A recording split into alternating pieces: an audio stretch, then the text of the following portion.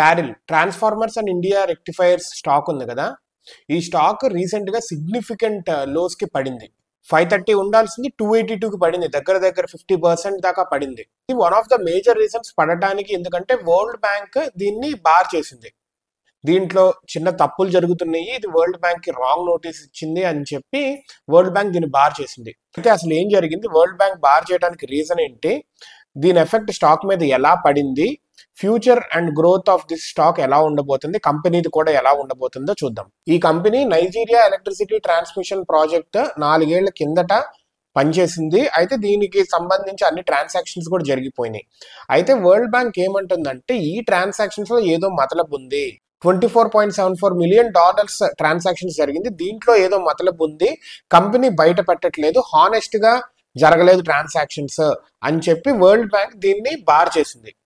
అయితే already 4 years back ఇప్పుడు transactions ఏమిటి, ఇప్పుడు జరిగింది కూడా కాదు, రీసెంట్ గా 4 ఏళ్ల క్రితం జరిగిన దాన్ని ఇప్పుడు ఈ కంపెనీ వరల్డ్ బ్యాంక్ తీసి సరిగ్గా సంథింగ్ హ్యాస్ హ్యాపెండ్, హానెస్ట్ గా లేదు, ఓపెన్ గా ట్రాన్స్పరెంట్ గా లేదు అని చెప్పి బార్ చేసింది. దీనివల్ల కంపెనీకి వచ్చే ప్రాబ్లమ్స్ ఏంటి, కంపెనీ ఏమంటుందంటే మాదేమి తప్పు లేదు, వీఆర్ కరెక్ట్, శాంక్షన్స్ ఏం విధించినా కానీ వరల్డ్ బ్యాంక్ నుంచి వచ్చే నిధుల్లోనే మాకు ప్రాబ్లం అవుతుంది కానీ వేరే వాటి నుంచి కాదు. అండ్ కరెంట్ గా ప్రస్తుతం వరల్డ్ బ్యాంక్ నుంచి మేము ఏమి డబ్బులు తీసుకోవటం లేదు అండ్ ఫ్యూచర్ లో కూడా తీసుకునే ఇది లేదు, సో కంపెనీ మీద ఎటువంటి ఎకనామిక్ ఇంపాక్ట్ పడబోదు అని చెప్తుంది కంపెనీ. అదేవిధంగా we're working closely with the world bank to resolve this issue అని కూడా చెప్తున్నారు.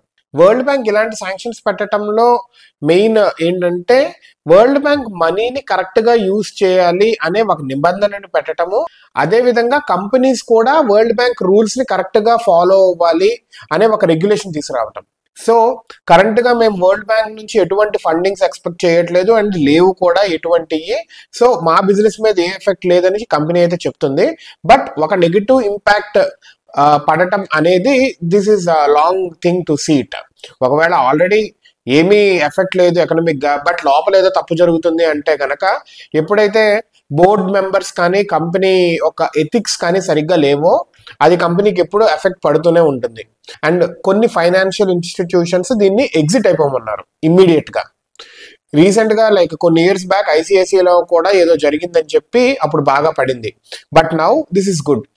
ఇలాంటిది ఏమన్నా జరిగినప్పుడు, ఒక ఇష్యూ వచ్చినప్పుడు మేనేజ్మెంట్ సెక్టర్ లో like something bad going on, వాళ్ళ డబ్బుల్ని తప్పు బయటకు ప్రొజెక్ట్ చేస్తున్నారు అన్నప్పుడు ఆ షార్ట్ టర్మ్ ఆ ప్రెషర్ అయితే ఉంటుంది. అండ్ ఇలా తప్పులు చేయడం అనేది like that is not at all acceptable. ఇప్పుడు లైక్ గోయింగ్ ఫార్వర్డ్ చాలా అవేర్నెస్ కూడా వచ్చేస్తుంది. పాత రోజుల్లో అంటే ఈ న్యూస్ కొంచెం డిలే రావటం, న్యూస్ లో జనాల మధ్యలో లేకపోతే, ఇప్పుడు సోషల్ మీడియా అన్ని వచ్చేసరికి చాలా ఎక్స్పోజర్ వచ్చేస్తుంది ప్రతి ఒక్కరికి. And the way that company deals also trust building అనేది ఎఫెక్ట్ అవుతుంది. సో కొన్ని ఫైనాన్షియల్ ఇన్స్టిట్యూషన్స్ ఎగ్జిట్ అయిపోమంటున్నాయి. 50% దగ్గర పడిపోయినా కానీ 530s లో ఉండేది 280కి పడిపోయింది. సో 60% అలా పడింది కదా, 40 or 30% అలా పడింది కదా. సో ఎగ్జిట్ అయిపోమంటారు లాస్లో అయినా కానీ. Maybe after monitoring for couple of years if this company does well, మళ్ళా ట్రస్ట్ గెయిన్ చేసిన తర్వాత people can enter in to this అని ఉద్దేశంతో. అండ్ ఇంకా మీరు కూడా మీ వైపు నుంచి కొంచెం రీసెర్చ్ చేయండి. అండ్ ఈ కంపెనీకి ఇంకా ప్రొడక్షన్ డిలేస్ వస్తుంది, ఎందుకంటే ఇంపోర్ట్ ఇష్యూస్ ఉన్నాయి.